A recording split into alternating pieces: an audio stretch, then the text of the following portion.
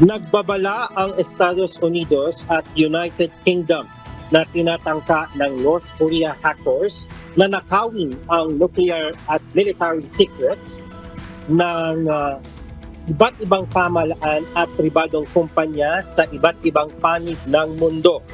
Layo nitong maisulong ang militar at nuclear programs at ambitions ng Pyongyang. Target umano ng mga grupong tinukoy na Andariel at Onyx Fleet ang defense, aerospace, nuclear at engineering entities upang makakuha ng classified information. Kabilang narito ang US Air Force, bases, NASA at defense companies.